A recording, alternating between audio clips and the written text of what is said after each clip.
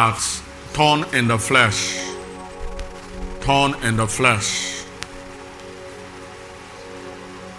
This morning we are looking at why do we need to pray when dealing with thorn in the flesh. I'll prefer King James, please. Why do we need to pray when dealing with thorn in the flesh? Please, I want you to note better that thorn in the flesh is actually people that are demonically influenced, that cause problem and make life difficult for you. Thorn in the flesh is not sickness. Paul's thorn in the flesh was not sickness. Rather, it was a messenger of Satan assigned to buffet him. That messenger of Satan is not a messenger of God. He's a messenger of Satan. A messenger of who? Come on, talk to me. A messenger of who? A messenger of Satan. You are looking at it on the screen. 2 Corinthians chapter 12 verse 7. Unless I should be exalted above measure through the abundance of the revelation, there was given to me a thorn in the flesh, the messenger of Satan to buffet me, lest I should be exalted above measure. The word thorn in the flesh is used metaphorically. Do you understand? It is not physical thorn. It was used metaphorically. And Paul identified that thorn in the flesh as a messenger of Satan, simply a demon sent to buffet him, not physical buffeting. Please, I want you to listen. Paul was not buffeted. Demon just appear physically and begin to buffet him. No, the work of this demon is to influence people to make life difficult for Paul, so that Paul will not be able to preach the gospel of grace. And we said last Sunday, there are people that devil influences or demon influences to make life difficult for you, so that the abundance of the revelation or vision or dream or projects that God have given to you will not be able to materialize. How many of you have seen some people fight you without a cause? You did them nothing. They are angry. You just announce that you are going to build a house. That is their own sickness and their own trouble. You just announce that you are going to buy a car. It's not even a tear rubber car, fairly used car, third hand for that matter, but they cannot sleep. You just announce that this brother just asked my hand in marriage. Your own is not that they ask your hand in marriage. This brother just wave at you. Somebody else is dying, going around and carrying malicious gossip against you.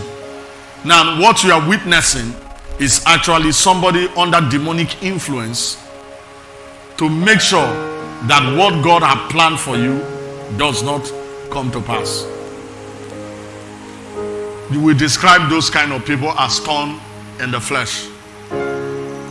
Thorn in the flesh are people who are under demonic influence to cause problem for others. You see them everywhere. You see them in the office, even in church, even in departments in church. You see them. When you say, let's come by 7, they will say, but I think 7 o'clock is too early. Okay, let's come by 8. No, 8 is too late. Let's come by 7:30. It's too late, it's too early. Next you hear, we are not coming, we are not coming. Some of them will say, we will come, but they will go behind and incite people and influence them. How many of us here, you have seen those kind of people? Can I see your hand? Or are you one of them? It's only witches that chat in the night, witches. While others are sleeping, they are chatting. There are people that when they sit around you, what you don't want to do, negative things you don't want to do, you end up doing it. They are actually the messenger of Satan. They are under demonic influence to incite violence. How many of you have seen somebody? Have you lived in compound? Yard. You know there's a difference between estates. Compound. and yard. How many of you are living in yard? Let me describe compound and yard. Compound is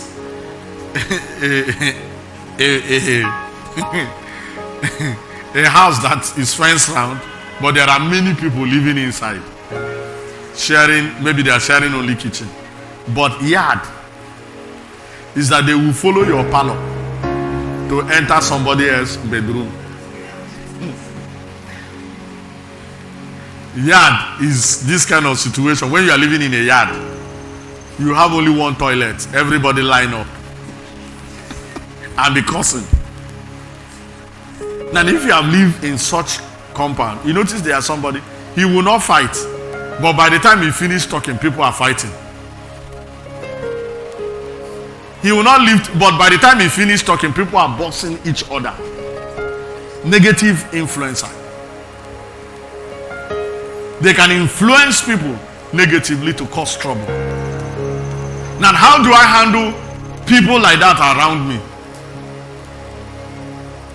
It can be your housemaid. By the time you finish influencing your children will be as rebellious as rebels in Boko Haram area. And you are wondering, where is this sin coming from? Your thorn in flesh can be your spouse. You say you want to build a house. She's taking the money you want to build a house to be buying Torika and George. You can't save. How do you deal with difficult people that cause you pain? Paul was talking in Corinth. The people Paul was referring to, they were in church members, opposing the gospel of grace that he was preaching. How do I handle such people? But I'll keep emphasizing, thorn in the flesh is actually a difficult situation created by demonic person that influences and incites people against you. Thorn in the flesh is actually difficult situations, problems, troubles, trials, tribulations caused by demonic personality to hinder you from making use of the abundance of revelation given to you by God. Why do I need to pray when dealing with a thorn in the flesh kind of situation? Number one, it is because you are primarily dealing with a spiritual being, not a physical being. You are dealing with what? A spiritual being, not a physical being. Bible tells us that we wrestle not against flesh and blood. Bible tells us that we wrestle not against flesh and blood. Ephesians chapter 6 verse 12. Ephesians chapter 6 verse 12. The greatest mistake you will make is trying to go and attack these people or confront them physically. Jesus said, forgive them, for they know not what they are doing. They are under influence. Going to confront a man that is under demonic influence is like fighting with a madman. Let's read. For we wrestle not against flesh and blood, but against powers, against rulers of the darkness of this world, against spiritual wickedness in high places. Why do I have to pray? Because you are not dealing with human being primarily. You are dealing with an unseen being. If you can take care of the unseen being, you can take care of the human being. That person is under an influence. It's like you quarreling with a drunkard. You are trying to advise a drunkard that is already drunk. How will the person receive your instruction or your advice? He's under an influence. Until the influence of the alcohol ceases, anything you are saying does not make sense. So how will you be able to deal with situation like this? Deal with the influence first. Deal with the demonic personality Influencing the person. How do you deal with the demonic personality? Influencing the person. Warfare prayer. The problem is that there are problems that are caused by demons, and we are treating it as if it's a physical problem. You should be able to have spiritual discernment to know when demon is involved in a situation and when demon is not involved. And when demon is using somebody to attack you, and when somebody is just attacking you, normal attack. How many of you here, you can testify there are somebody who hates you, and if God is not on your side, the person can eliminate you, and when you look around you say, what have I done? Nothing. Also, let me say this, it's not all relationships that are ordained by God. There are people that Satan has signed against your destiny, because that devil has seen what you will become. So Satan has signed them. For example, you are in a relationship. I call it thorn in the flesh kind of relationship. 2 years, no propose. You people are in a relationship. He didn't even ask you out. You just discover you are not in a relationship. It's like I dial a very serious number. You just discover that you are in a how this relationship started. The guy is just around you, or the babe is around you. Now everybody in the neighborhood knows that you people are dating, but you cannot explain how the dating started. But that's not where I'm going. 4 years, he has not said anything. 5, he has not said anything. And there are potential husbands waiting. This one is not going anywhere. He doesn't have a job. You too, you don't have a job. He's broke. You are broke. Now, your uncle now asks, what are you doing in Calabar? Since you graduated? Uncle, nothing.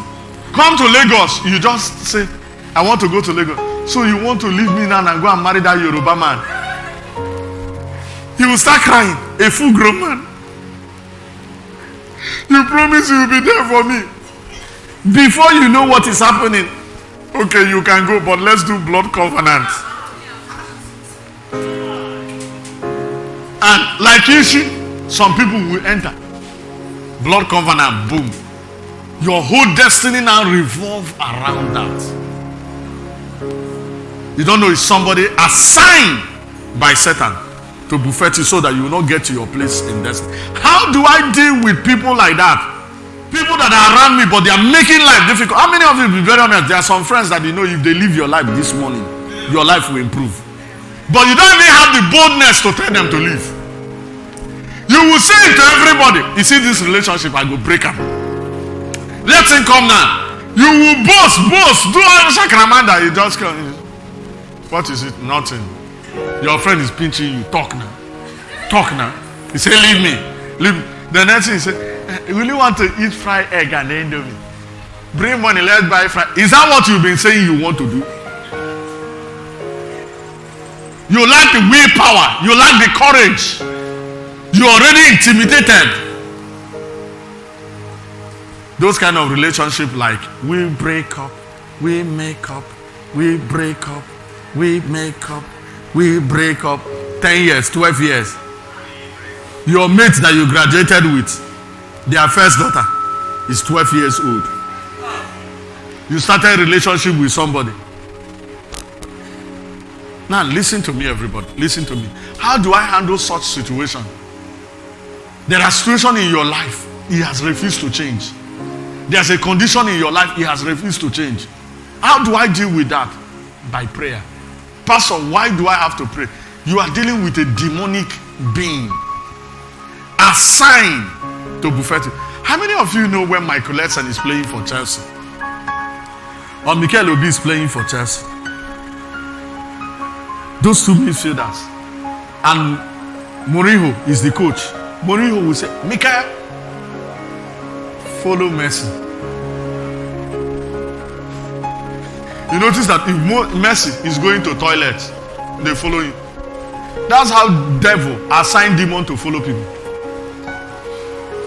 The apostles, they entered into a city, a small girl was following them round about, saying, these are the men of God that have come to show us the way of God. Does that not sound nice? Suddenly, the apostles discern in the realm of the spirit that this is not of God. And they turn and rebuke that spirit. Guess what was following them? Python spirits. Ask your neighbor, waiting follow you come church today.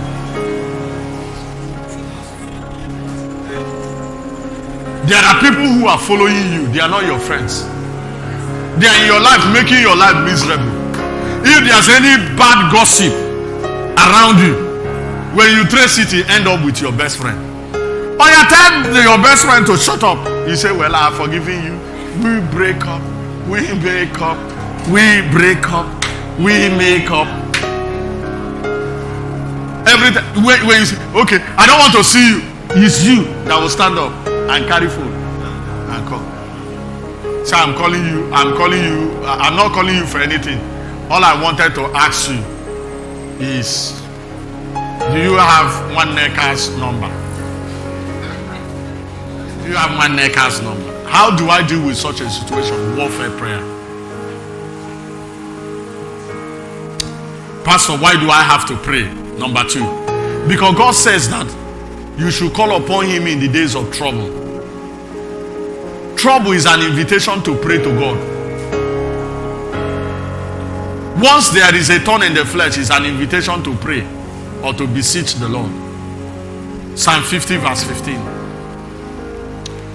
Call upon me in the day of trouble, and I will deliver thee, and thou shalt glorify me. Call on me in the day of trouble. When you are having thorn in the flesh, what do you have to do? Call upon God. That's why you have to pray. And God said, I will deliver you. God gave you an open invitation. Call. Don't allow the presence of problem to stop you from praying. Rather, see the problem as an invitation to pray. Once you see problem, is an invitation. Look at it. God said, call upon me in the day of trouble. Not only when things are going good, call upon me. Yeah, is there a problem? Yeah, that's the time to call me. Listen to me. God's faithfulness is proven in time of trouble. How do you know a good friend?